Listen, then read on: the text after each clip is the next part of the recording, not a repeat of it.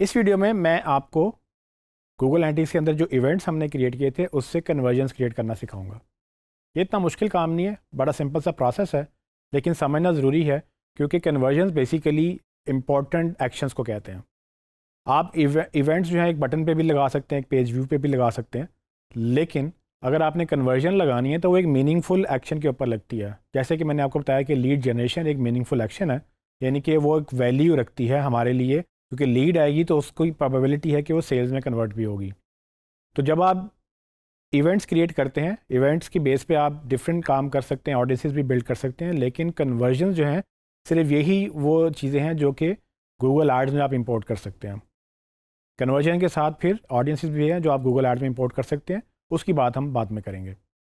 तो अभी इवेंट से कन्वर्जन्स क्रिएट करने के लिए आइए चलते हैं स्क्रीन की तरफ। गूगल एनालिटिक्स में कन्वर्जन्स क्रिएट करने के लिए जब आप इवेंट क्रिएट कर लेते हैं तो आप कन्वर्जन्स के टैब पे जाकर इन्हीं इवेंट में से उनको कन्वर्जन मार्क कर देते हैं। तो अभी मैं इसको अगर बंद करूं तो आप देखें यहाँ पर इवेंट्स के टैब पे हम हैं, तो लेफ़्ट साइड पे कन्वर्जन्स का टैब भी है, उस पर मैंने ऑलरेडी इसको ओपन किया हुआ है। तो आप देख सकते हैं कि मैं इस कन्वर्जन्स के अंदर हूँ। यहाँ पर एक कन्वर्जन परचेज़ की Google analytics by default her website के लिए क्रिएट करता है। आप इसको डिसेबल भी नहीं कर सकते और ये आप इनेबल भी नहीं करते, ये बाय डिफ़ॉल्ट इनेबल्ड होता है। लेकिन अगर आपने खुद से कोई कन्वर्जन ऐड करनी है तो उसके लिए आप यहाँ से न्यू कन्वर्जन इवेंट, आप देखें उसके नाम में लिखा है न्यू कन्वर्जन इवेंट, यानी कि इवेंट ही होगा बट भी न्यू कन्वर्जन का होगा। तो उसको आप यहाँ क्लिक करेंगे तो वो कहेगा कि आप अपने इवेंट का नाम बता दें। अब ये इवेंट का नाम बेसिकली कहाँ से आ रहा है, ये उन इवेंट्स में से ही आ रहा है जो कि हमने यहाँ क्रिएट किए थे। यहाँ first visit, page view, scroll और सेशन स्टार्ट, ये चार आ रहे हैं जो हमने अभी इवेंट क्रिएट किए थे। वो अभी इनमें चूँकि डेटा फ्लो नहीं हुआ तो इसलिए वो नज़र नहीं आ रहे, लेकिन आपके सिस्टम में ये डिफाइंड है। तो अगर आप चाहें तो जनरेट लीड का लेस से आपने कन्वर्जन क्रिएट करनी है तो आप इसको कॉपी कर लें और वहाँ जाकर आप यहाँ पर इसको पेस्ट कर लें और इसको सेव कर लें।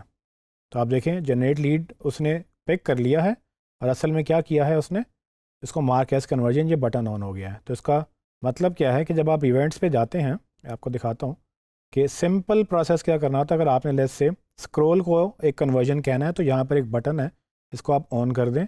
इतना सा काम करने से आपकी वो जो स्क्रॉल का इवेंट था वो अब कन्वर्जन भी मार्क होने लग गया है। आप वहाँ वापस जाके कन्वर्जन के ऊपर इसको रिफ़्रेश करेंगे तो आप देख सकते हैं कि आपका जो स्क्रॉल का इवेंट था वो भी अब एज ए कन्वर्जन मार्क हो गया है। लेकिन डिफरेंस क्या है कि यहाँ पर काउंट 0 है जबकि यहाँ पर काउंट इसका 1 था। इसकी रीज़न ये है कि जब ये इवेंट ट्रिगर हुआ तब ये कन्वर्जन नहीं था, तो कन्वर्जन का डेटा अभी से फ़्लो नहीं हुआ। अब से जब भी स्क्रॉल होगा तो वो इवेंट में भी ट्रैक होगा और साथ कन्वर्जन में भी ट्रैक होगा। इसी तरह से आप अपना जो दूसरा मेन इवेंट है जिसमें हमने परचेज़ तो बाय डिफ़ॉल्ट आया हुआ है, तो अगर आप चाहें तो आप व्यू कार्ट का या चेकआउट का या जो भी इवेंट्स आप यहाँ क्रिएट करते हैं आप उनको कन्वर्जन मार्क कर सकते हैं। इसके बाद आपका ये जो कन्वर्जन का सेशन है वो इतना ही है। ये स्क्रॉल चूँकि मैंने सिर्फ डमी आपको डेमो दिखाया था, इसको एक्चुअली हम कन्वर्जन मार्क नहीं करते क्योंकि स्क्रॉल इतना कोई इंपॉर्टेंट एक्शन नहीं है हमारे लिए। सिर्फ इंपॉर्टेंट एक्शन ही कन्वर्जन मार्क करेंगे हम उसको। जी टेनिस, तो आपने देखा कि कितनी आसानी से आप कन्वर्जन्स मार्क कर सकते हैं। जैसे जैसे आपका डेटा फ्लो होगा आपकी कन्वर्जन्स आपको नज़र भी आना शुरू हो जाएंगी और आगे चल के हम इसको गूगल एड्स में इंपोर्ट भी करेंगे।